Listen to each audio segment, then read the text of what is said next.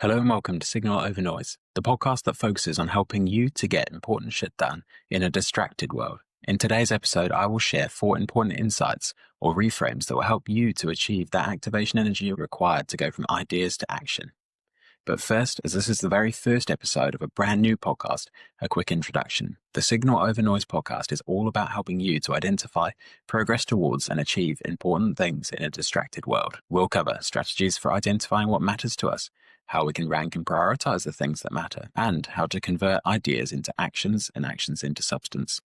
Be that a product, book, career, or podcast, we'll tackle obstacles and challenges that lead us away from action and towards inaction, discuss the economic imperatives for creating and hustling, and attempt to tackle the distraction dragons that guard the gates to our future thriving, happiness, and prosperity. We'll do all of this by approaching the question of how to do important things in a distracted world through the lenses of psychology, philosophy, economics, and of course, a healthy scoop of light-hearted bro science. Because, well, my real job's far too serious.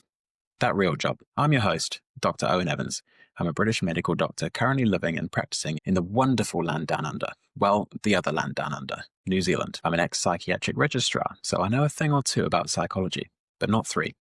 And currently work as a general practitioner registrar. That takes up quite a lot of my time, and it's pretty fulfilling in terms of sense of service and helpfulness to others, but it certainly lacks creativity, autonomy, and for good reason, silliness. So I'm doing this talking into the microphone thing too. And I've also got a small YouTube channel called Dr. Owen, but I suck at video editing. So again, I'm doing the talking into the microphone thing now. I'm also a self-admitted chronic procrastinator, ideas guy, and last mile choker, with enough unfinished sci-fi novels on my laptop to fill the first half of a library. On top of this, I find my tendencies towards mental masturbation far too easy to overindulge in these hyper-connected times. Don't worry, that's not what it sounds like. And please don't switch off just because I've said the words mental masturbation twice in the first couple of minutes of the podcast. It won't happen again until we tackle the concept of mental masturbation in more depth in a later episode. And a little more groundwork before we get going. Expect to meet my co-host and brother, Sam Evans, soon. He's one of those creative and founder types living and hustling in the big smoke, aka London, and he brings with him lots of practical experiences in entrepreneurship and a very heavily technophilic and AI-philic worldview that hopefully complements and contrasts well with my experiences pursuing a far more traditional, safe as houses vocation as we aim to help you to bridge the gap between your current situation and the promised land of a good life well lived, in part by holding each other's toes to the fire and examining our progress on that same journey. And lastly, before those 4 insights that will help you get started with a project that matters to you, I need to tell you that you can expect a new episode of Signal Over Noise every Thursday for the foreseeable. Now, let's get into it. 1. Slow dancing in a dark room. Podcasting without an established audience is much like slow dancing in a dimly lit room. You can put in whatever steps you want, pick the music you please, and dress exactly how you'd like, all whilst feeling swaddled in that lovely adult safety blanket we call anonymity. Because let's face it, nobody's listening, except maybe your mum. And if she's anything like mine, she's actually listening to the Archers. This is a free swing. It's trial and error, and it's learning by doing. And there's only one caveat to this. You're slow dancing in a dark room, but once you've been dancing out in the light for a while, building a following and growing an audience, that same audience may decide to enter your dark room with their torchlights and shine them in the nooks and crannies. You can say and do what you like, and your audience will probably appreciate you for it, as they'll get to know you a little better. Just make sure you don't get caught dancing with your pants down if you don't want your soft fleshy bits exposed to the internet forever. But mostly, nobody's watching and listening, so get twirly. Number 2, dispelling the creativity creationist myth. The foundational story of Christianity is that God created the earth and then he made Adam and Eve.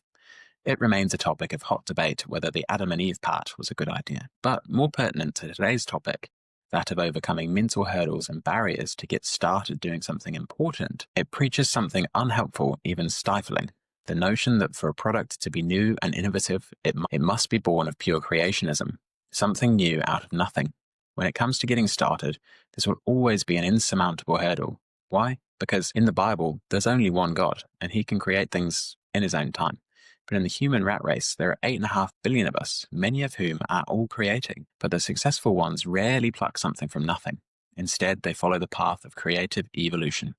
They stand on the shoulders of giants, learn from others, add together or multiply each other's work and insights to create something that's better or just plain different from what came before. Neither Apple nor Microsoft created the computer. They just reimagined a machine made by Xerox, a printer company that still exists, but is far less well known and valuable. The Beatles didn't write the first song. They iterated and experimented, something lots of other people were already doing. Bugatti didn't invent the automobile.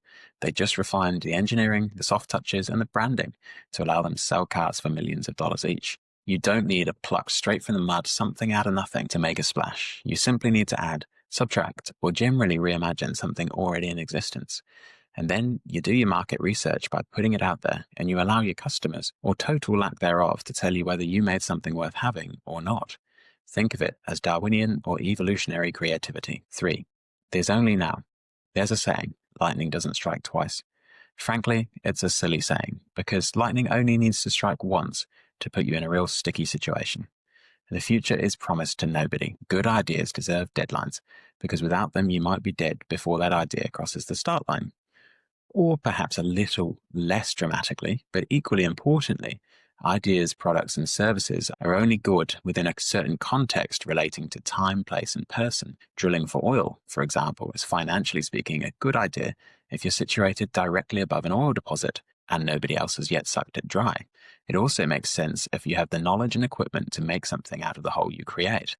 Internet products and content creation don't suffer from the same geographic constraints, but because there are far fewer constraints on who can drill for the metaphorical e-oil, there are a lot more competitors cracking on.